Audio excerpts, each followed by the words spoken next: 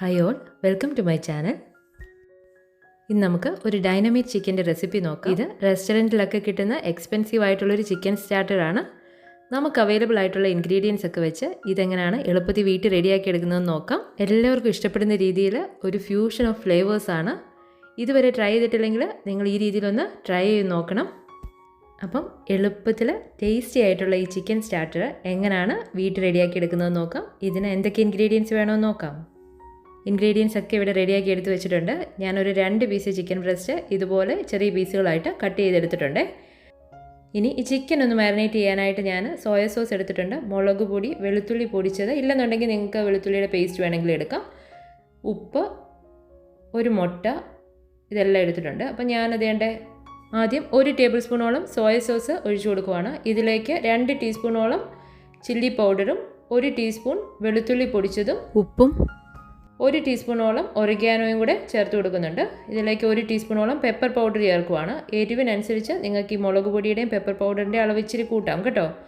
ഇതിലേക്ക് ഞാൻ 1 മുട്ട നല്ലപോലെ ഒന്ന് ബീറ്റ് ചെയ്തിട്ട് ചേർത്ത് കൊടുക്കുവാണ്. ഇതെല്ലാം കൂടെ ചേർത്തിട്ട് നമുക്കൊരു അറ്റ്ലീസ്റ്റ് ഒരു 30 മിനിറ്റെങ്കിലും ഇതൊന്ന് മാരിനേറ്റ് ചെയ്യാനായിട്ട് വെക്കുന്നുണ്ട്. അപ്പോൾ ഞാൻ ചിക്കനൊക്കെ നല്ലപോലെ മിക്സ് ചെയ്തിട്ട് മാരിനേറ്റ് ചെയ്യാനായിട്ട് വെച്ചിട്ടുണ്ട്. ഇനി നമുക്കിതിൻ്റെ ഒരു സോസ് പ്രിപ്പയർ ചെയ്യണം. അതിനായിട്ട് മയനീസ്, ചില്ലി സോസ്, കെച്ചപ്പ്, ഇച്ചിരി വെളുത്തുള്ളി പൊടിച്ചത്, മുളക് പൊടി, പെപ്പർ പൗഡർ, ഇതെല്ലാം എടുത്തിട്ടുണ്ട്. ഇനി നമുക്കിതൊന്ന് മിക്സ് ചെയ്യണം. അപ്പോൾ ഞാനൊരു 4 ടേബിൾ സ്പൂണോളം മയനീസ് എടുത്തിട്ടുണ്ട്. അതിലേക്ക് ഒരു 3 ടീസ്പൂണോളം ചില്ലി സോസ് ചേർക്കുവാണ്. ഇനി ഇതിലേക്ക് ഒരു 3 ടേബിൾ സ്പൂണോളം ടൊമാറ്റോ കെച്ചപ്പ് ചേർക്കുകയാണ്. ഇനി നമുക്ക് കുറച്ച് ഡ്രൈ സ്പൈസസ് ആയിട്ട് 1/4 ടീസ്പൂൺ വീതം ചില്ലി പൗഡറും ഗാർലിക് പൗഡറും പെപ്പർ പൗഡറും ചേർത്തിട്ടുണ്ട്.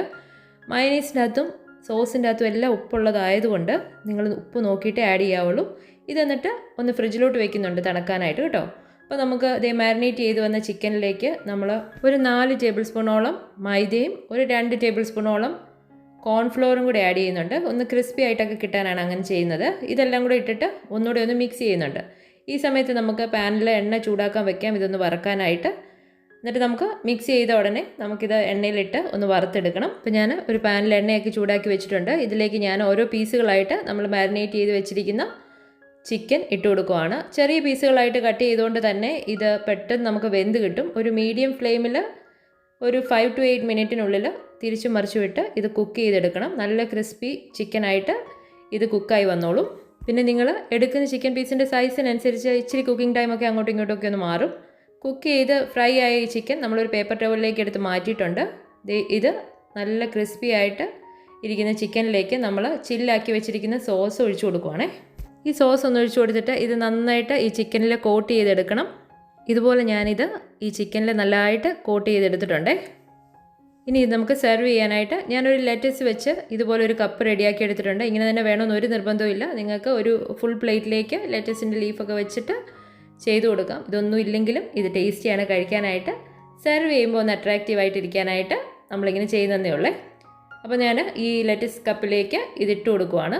ഈ ലെറ്റസൊക്കെ ഒന്ന് ക്ലീൻ ചെയ്ത് ഞാൻ വാഷ് ചെയ്ത ശേഷം ഒന്ന് ഫ്രിഡ്ജിൽ തണുപ്പിച്ചിട്ടാണ് ഇട്ട് കൊടുക്കുന്നത്. അപ്പം ഇതിൻ്റെ മുകളിലേക്ക് ടോപ്പിങ്ങിനായിട്ട് സ്പ്രിംഗ് ഒണിയൻ്റെ ഗ്രീന് ചെറുതായിട്ട് അരിഞ്ഞതും ചെറുതായിട്ട് ഒന്ന് ലൈറ്റ് റോസ്റ്റ് ചെയ്ത് നമ്മുടെ വെളുത്ത എള്ളും കൂടെ ഇട്ട് കൊടുക്കുവാണ്. ഇത്രയേ ഉള്ളൂ. നല്ല അടിപൊളിയായിട്ട് ഈ ചിക്കൻ സ്റ്റാർട്ടർ നമുക്ക് വീട്ടിൽ റെഡിയാക്കാം. റെസ്റ്റോറൻറ്റിലൊക്കെ കിട്ടുന്ന രുചിയിൽ എളുപ്പത്തിൽ കുറച്ച് ഇൻഗ്രീഡിയൻസ് വെച്ച് സിമ്പിളായിട്ട് നമുക്കിത് ഉണ്ടാക്കിയെടുക്കാവുന്നതേ ഉള്ളൂ. വീഡിയോ ഇഷ്ടപ്പെട്ടെങ്കിൽ ലൈക്കും ഷെയറും സബ്സ്ക്രൈബും ചെയ്യണേ. Thank you for watching.